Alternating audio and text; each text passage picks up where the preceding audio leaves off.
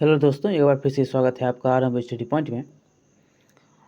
NCERT history का पहला अध्याय यूरोप में राष्ट्रवाद का उदय का अध्ययन हमने कर लिया है और इसका जो एमसीक्यू है वो भी हम आपको जब चैप्टर समाप्त हो रहा है तो हम आपको करवा देते हैं।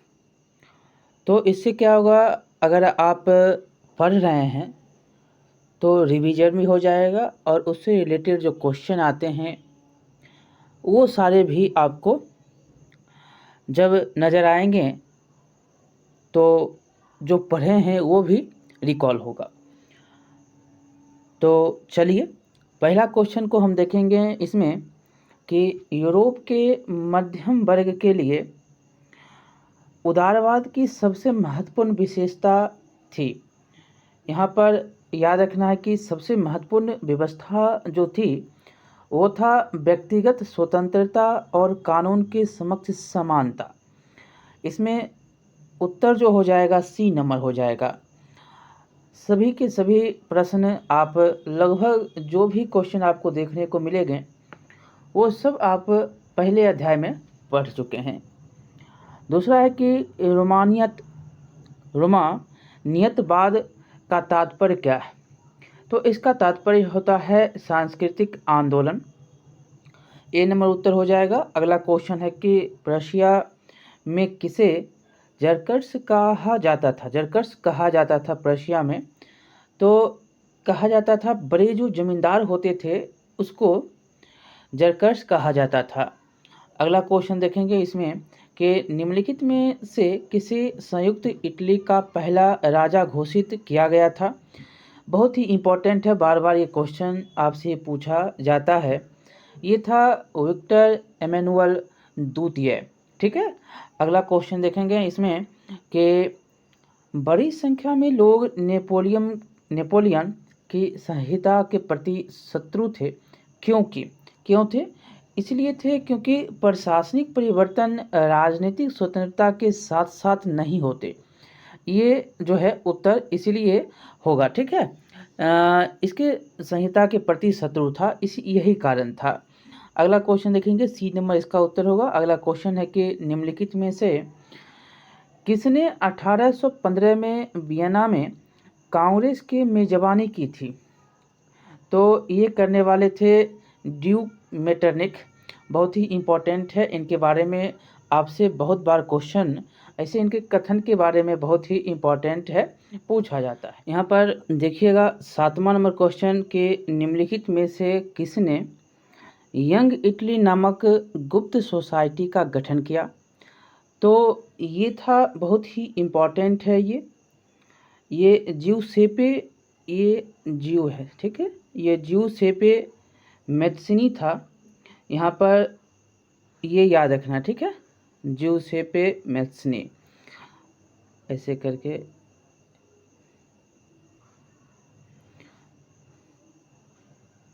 मैत्सिनी। ठीक।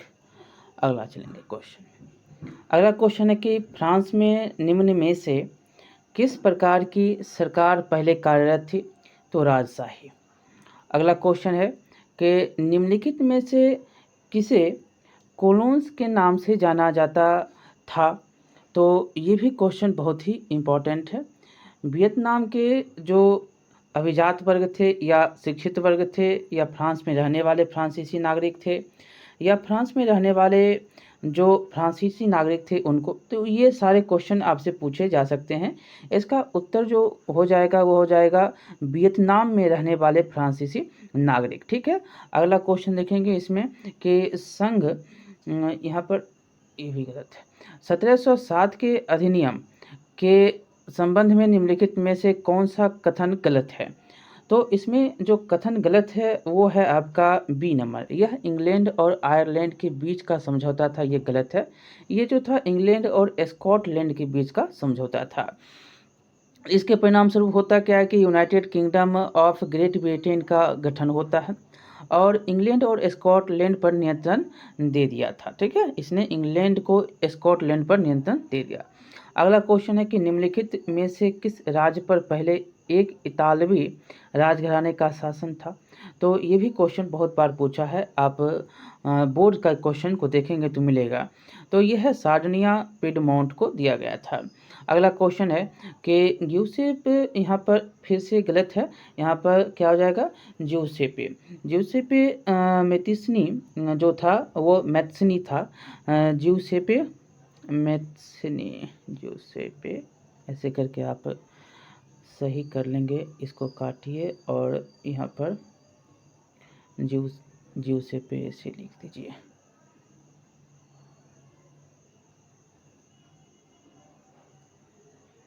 ज्यूसेपे मैथ्सनी, ठीक, याद रखेंगे, ठीक है। के बारे में निम्नलिखित में से कौन सा कथन सत्य नहीं है। यहाँ पर सत्य कथन जो नहीं है वो बताने के लिए कहता है। तो इसमें जो सत्य नहीं है वो है आपका सी नंबर।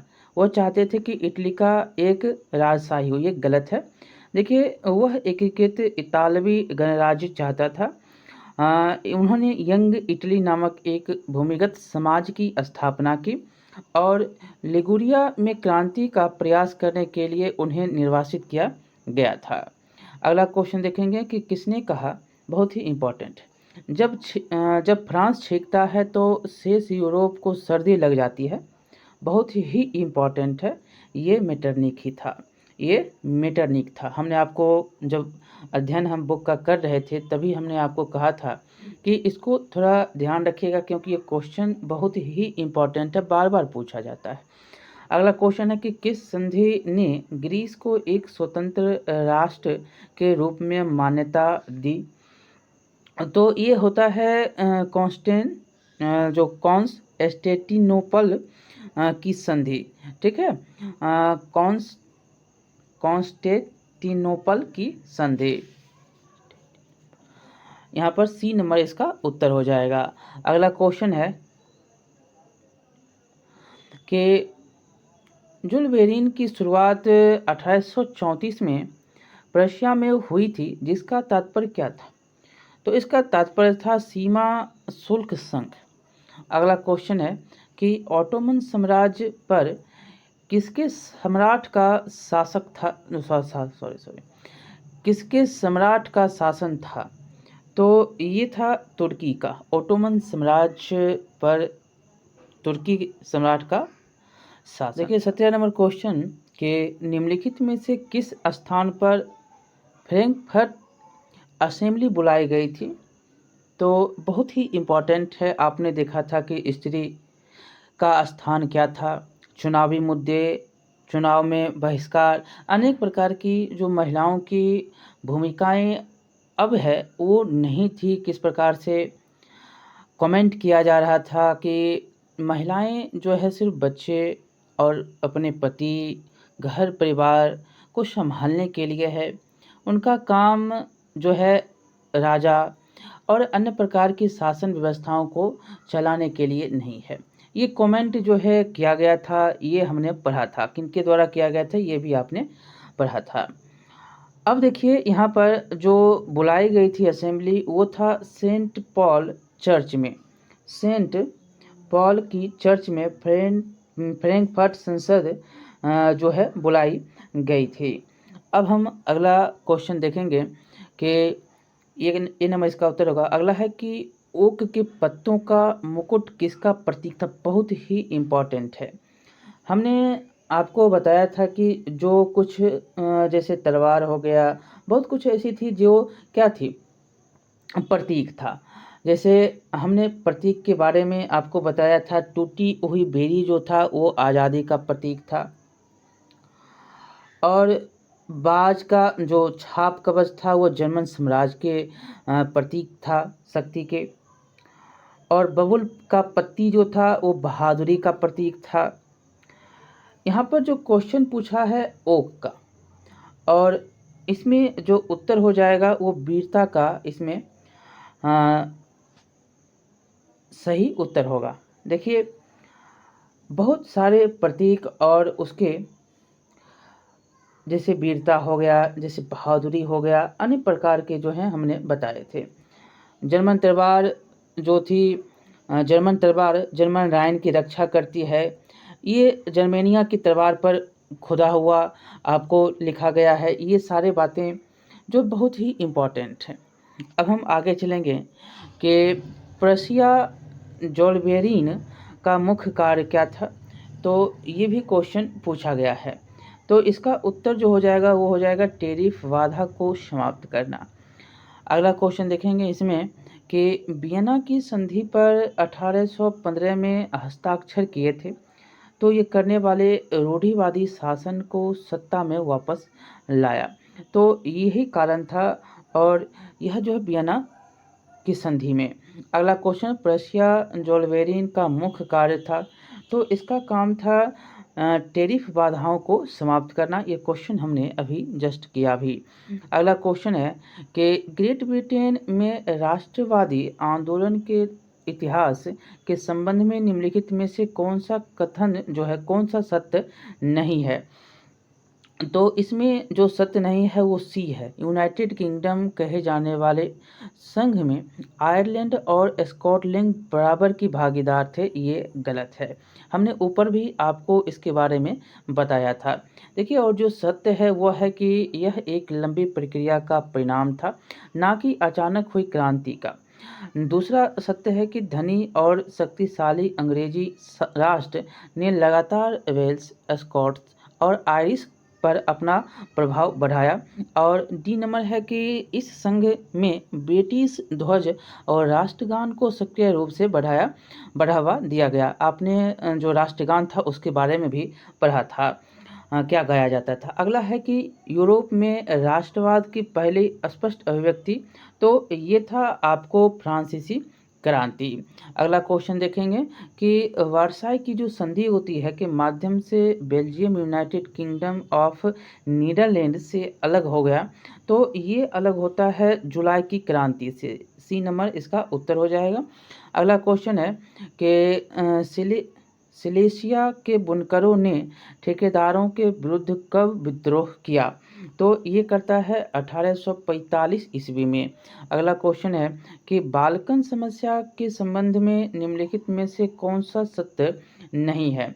तो ये है आपको बाल्कन ओटोमन साम्राज्य के नियंत्रण में नहीं था, ये गलत है और सभी सत्य हैं। बाल्कन राज्य एक दूसरे से ईर्ष्या करते थे। प्रत्येक राज्य दूसरों की कीमत पर अधिक क्षेत्र हासिल करना चाहता था। आपने बहुत अच्छी तरह से पढ़ा था। और बाल्कन की बड़ी शक्ति जो है प्रतिद्वंद्विता जो था उसके कारण था, प्रतिद्वंद्विता का स्थल था। ठीक है, पर ये हड़प ले, जल्दी ये कर ले, वो कर ले, ये सारे व्यवस्थाएं जो है बनी हुई थी उस समय। अगला है कि जर्मनी में मापने की इकाई एले का उपयोग किसके मापने के लिए। तो ये कपड़े मापने के लिए होते थे। ए नंबर। अगला क्वेश्चन है कि फ्रांसीसी क्रांति के दौरान नए कलाकारों ने स्वतंत्रता का चित्रण किस प्रकार किया। इसके संबंध में निम्नलिखित में से कौन सा कथन सत्य है। तो ये है कि एक हाथ में आत्मज्ञान की मशाल और दूसरे हाथ में मनुष्य के अधिकार का चार्टर लिए एक महिला आकृति के रूप में। आपने चित्र में पढ़ा था कि एक महिला है फ्रांसीसी क्रांति के दौरान, जो एक चित्र था, एक चित्र जो कि एक हाथ में तलवार लिए है, एक हाथ में जो है आकृति महिलाएं। देखिए, जर्मेनिया जो था उसके बारे में हम अगर बात करें या फ्रांसीसी के बारे में बात करें तो इसके बारे में आपने पढ़ा भी। और बहुत ही जो है चित्र के माध्यम से व्यंग भी किया जाता था। और चित्र के माध्यम से ये भी बताया जाता था कि आखिरकार जो है हमारी सरकार किस प्रकार से है, हम किसको मान्यता देते हैं।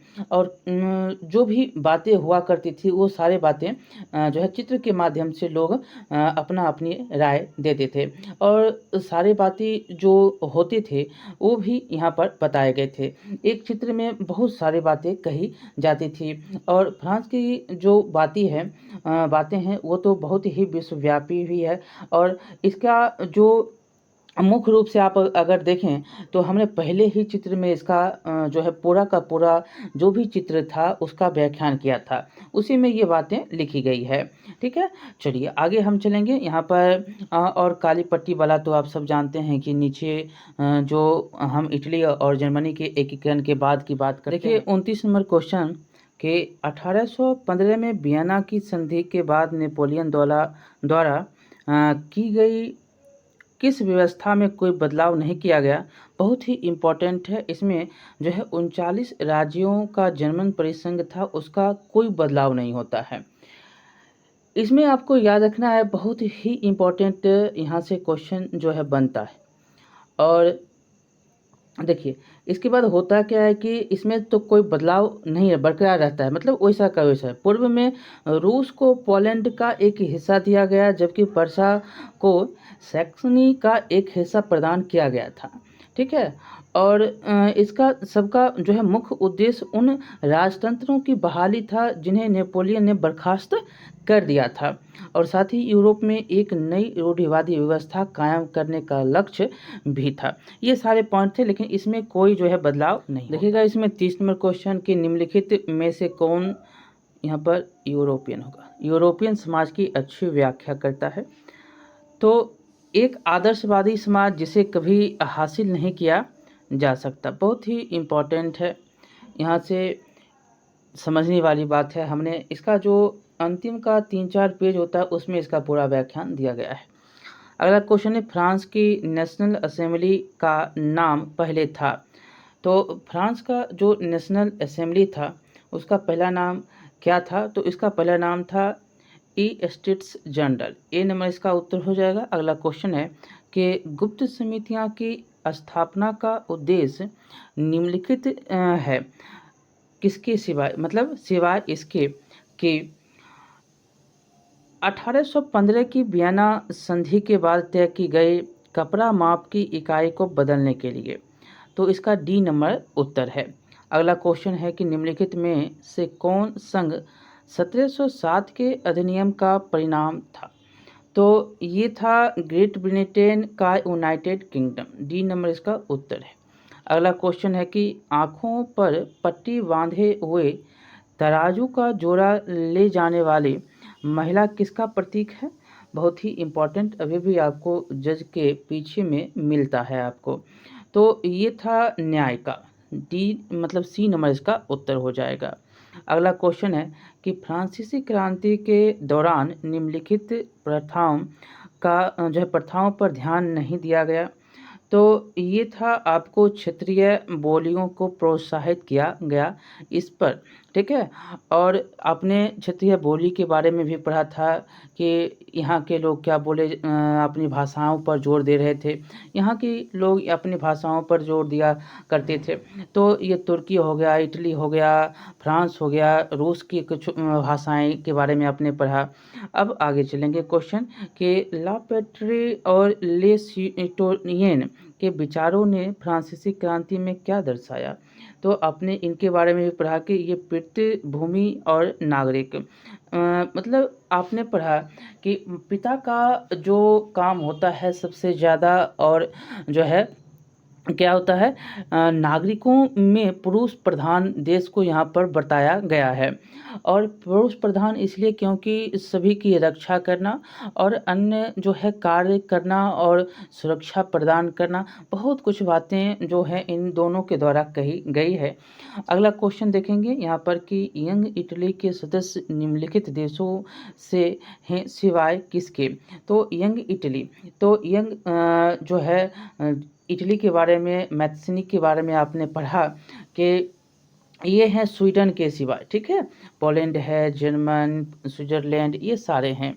अपने यहाँ पर जो चित्र था वो चित्र के माध्यम से भी जाना था कि कहाँ पर कौन। ऐसे आपने यहाँ पर एक मिनट हम आपको बताते हैं कि जो चित्र आपको हमने बताया था, जो ये देखिए जो एकीकरण जब इटली का होता है और एकीकरण के बाद जो इटली बनता है उसमें, तो इसमें है कि सदस्य निम्नलिखित देश से हैं सिवाय किसके? तो स्वीडन के सिवाय। अगला क्वेश्चन है कि नेपोलियन के युद्धों के दौरान यूरोप में आए अधिकांश परिवर्तन को खत्म करने के उद्देश्य से कौन सी संधि तैयार की गई थी? तो ये था वियना। अगला क्वेश्चन है कि निम्नलिखित इतालवी नेताओं में से कौन ना तो क्रांतिकारी था और ना ही लोकतंत्रवादी था? तो ये था काबुल। ठीक है, काउंट काबुल के बारे में आपने पढ़ा है। अगला क्वेश्चन है कि 1815 की वियना संधि के तहत निम्नलिखित में से क्या लागू नहीं किया गया था? तो ये था 39 राज्यों के जर्मन परिसंघ को कमज़ोर करना, ये लागू नहीं किया गया था। अगला क्वेश्चन है कि निम्नलिखित में से कौन जर्मन राष्ट्र का महिला रूपक बन गया? बहुत ही इम्पोर्टेंट है, ये था जर्मेनिया। ठीक है, इसके बारे में तो आप पढ़े भी हैं बहुत ही अच्छी तरह से, जब 5वें और 6ठे पॉइंट में आपने पढ़ा था। अगला क्वेश्चन है कि ब्रिटिश प्रभुत्व के तहत स्कॉटलैंड को निम्नलिखित के कारण नुकसान उठाना पड़ा सिवाय किसके? तो ये उठाना पड़ता है अंग्रेज़ों के स्कॉटिश लोगों को बंधुआ मजदूर के रूप में शोषण करने की कोशिश, इसके सिवाय। ठीक है, तो यहाँ पर जो है वो है कि अंग्रेज़ों ने धीरे धीरे सांस्कृतिक और राजनीतिक संस्थानों को दबा दिया। स्कॉटिश हाईलैंड्स के कैथोलिकों को बलपूर्वक दबाया गया और उन्होंने अपनी स्वतंत्रता खो दी और अपनी गैलिक भाषा बोलने से इनकार करना, ये सारे बातें हैं। अगला क्वेश्चन, 19वीं सदी में यूरोप की राजनीतिक और भौतिक दुनिया में व्यापक बदलाव लाने वाली ताकत बनकर कौन उभरी?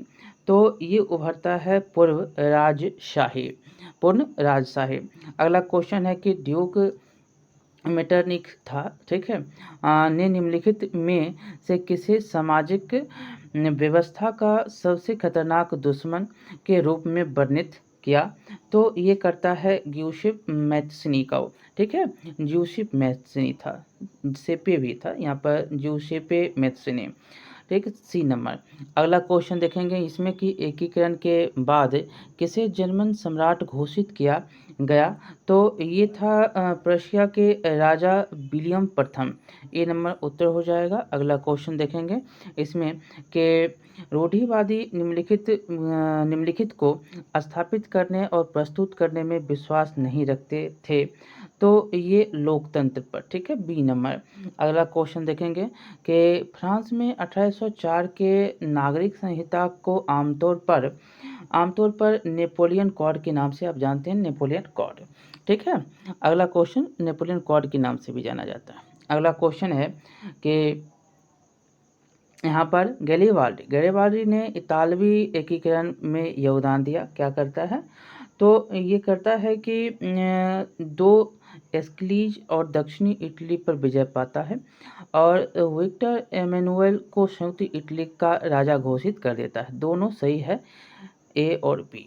अगला क्वेश्चन है कि सिलिशिया के बुनकरों ने 1845 में ठेकेदारों के खिलाफ विद्रोह कर दिया। क्यों? क्योंकि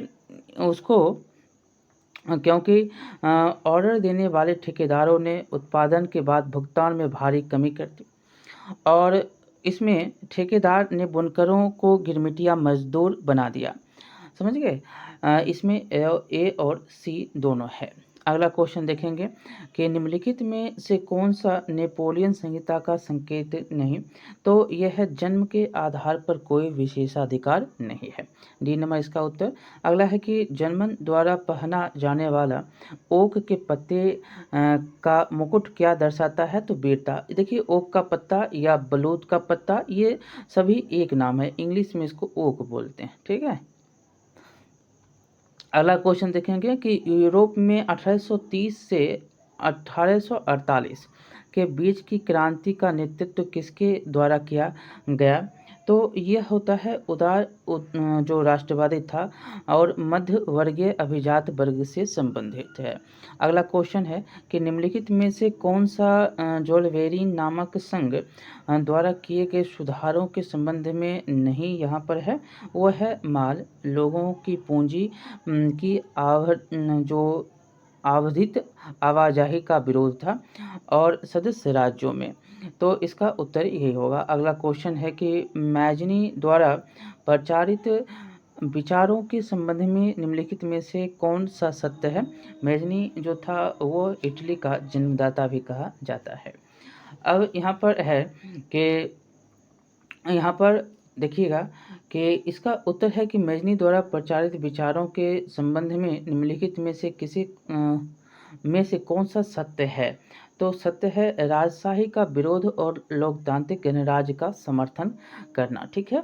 अगला क्वेश्चन है कि कवियों और कलाकारों द्वारा निम्नलिखित में से किस देश को यूरोपीय सभ्यता का उद्गम स्थल कहा गया?